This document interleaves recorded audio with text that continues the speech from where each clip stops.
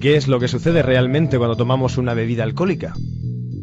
Si una persona está en ayunas, el alcohol pasa rápidamente del estómago al intestino.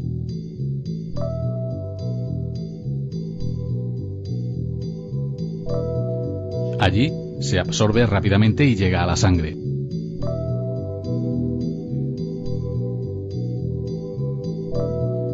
Al ser el alcohol una sustancia que se disuelve en el agua, se distribuye por todo el organismo. Para eliminar ese alcohol, el 90-95% lo hace el hígado. En el hígado, el alcohol se transforma a una velocidad constante en acetaldehído y posteriormente en ácido acético. Como la velocidad de transformación del alcohol en el hígado es constante, si tomamos más del que el hígado es capaz de metabolizar, se acumula en la sangre. El resto se elimina en la expiración por los pulmones. La cantidad de alcohol que se elimina por los pulmones es proporcional a la cantidad que hay en sangre, y lo podemos medir mediante un aparato llamado alcoholímetro. El hígado es capaz de metabolizar 7 gramos de alcohol por hora, pero esta cifra es muy variable de una persona a otra. Son más sensibles las personas pequeñas porque tienen menos agua. Así, por ejemplo, una persona de 65 kilos que consume 8 o 9 gramos de alcohol, la hora siguiente a la ingesta tiene en sangre un nivel de 0,150 gramos por litro, mientras que otra de 55 kilos puede llegar a tener 0,200 gramos litro. ¿Y si se toma la bebida alcohólica junto con la comida? En el estómago, al mezclarse con la comida, el alcohol pasa más lentamente al intestino y aquí estará junto con los alimentos. De esta forma irá pasando más lentamente a la sangre, por lo que los picos de alcohol en sangre, el famoso nivel de alcoholemia, son menores. En el estómago, al estar el alcohol más tiempo, se transforma en acetaldehído, ya que en el estómago existe el enzima, la sustancia capaz de transformar el alcohol en acetaldehído. ¿Y sobre el resto del organismo, cómo afecta si se consume de forma crónica? Puede ir destruyendo las células del hígado, los hepatocitos. El organismo intenta regenerar, pero como se siguen destruyendo y formando nuevas, hay zonas fibrosas y se puede llegar a producir una cirrosis hepática.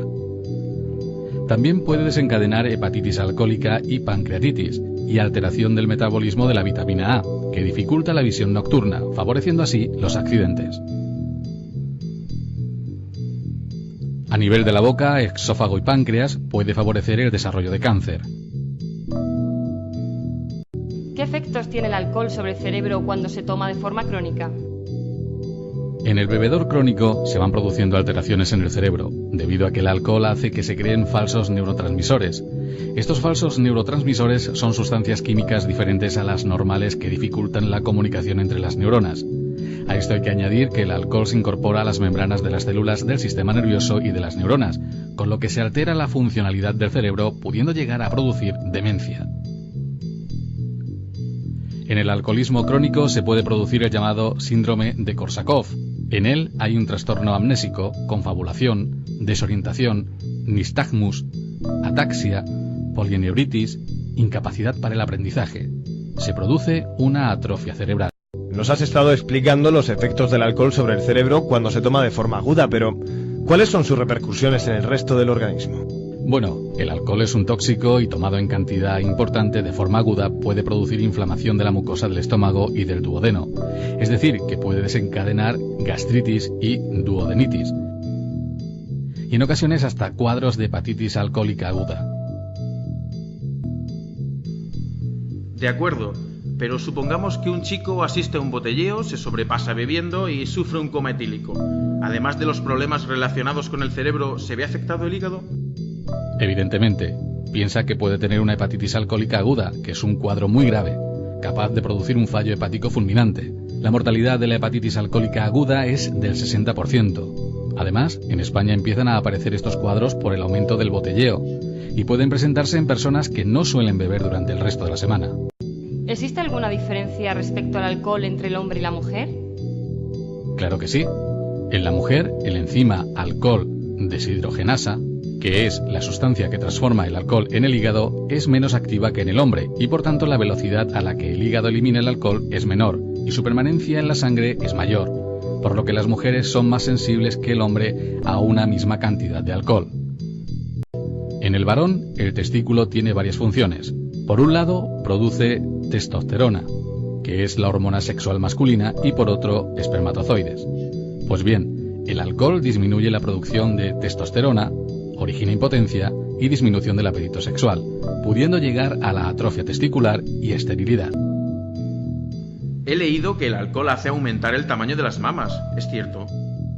Desde luego. De hecho, es un fenómeno muy común conocido como ginecomastia. Me explico. En el hombre hay una cantidad importante de hormonas sexuales masculinas, la testosterona, y una pequeña cantidad de hormonas sexuales femeninas, estrógenos. Estas hormonas sexuales femeninas se metabolizan en el hígado.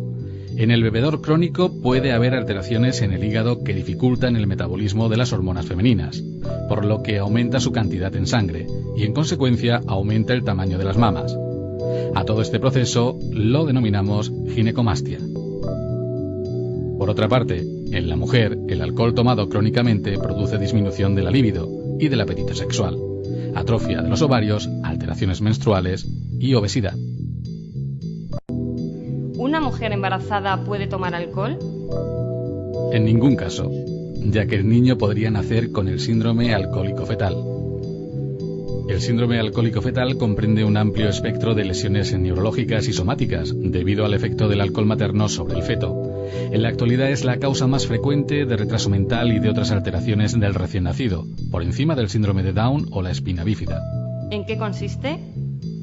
La manifestación del síndrome alcohólico fetal se ha agrupado en 4 categorías. Primera, disfunción y malformación del sistema nervioso central, retraso mental, irritabilidad, temblor, convulsiones, hipotonía. Segunda, retraso pre y postnatal del crecimiento. Tercera, anomalías craneofaciales. Cuarta, malformaciones orgánicas y en las extremidades. ¿Hasta qué punto engorda el alcohol? 1 gramo de alcohol produce al ser quemado por las células 7 calorías, mientras que 1 gramo de hidratos de carbono producen 4 calorías. 1 gramo de proteínas, 4 calorías, y 1 gramo de grasas, 9 calorías. Por tanto, el alcohol engorda casi el doble que los hidratos de carbono o que las proteínas, y un poco menos que las grasas. Ejemplo: cola 250 centímetros cúbicos, 120 calorías. Ginebra 30 centímetros cúbicos, 90 calorías. Un Cuba Libre o un Gin Tonic tienen aproximadamente 210 calorías y esto equivale aproximadamente a 80 gramos de pan, 500 gramos de naranja, 500 gramos de fresas o 130 gramos de jamón serrano. Los alcoholes destilados como ginebra, ron, coñac, whisky aportan calorías vacías, es decir, que solo aportan calorías sin ningún nutriente beneficioso para el organismo. El vino y la cerveza, además del alcohol que llevan, aportan otras sustancias como vitaminas o antioxidantes, pero conviene recordar que medio litro de cerveza tiene alrededor de 200 calorías y que 1/4 de litro de vino llega aproximadamente a las 200 calorías.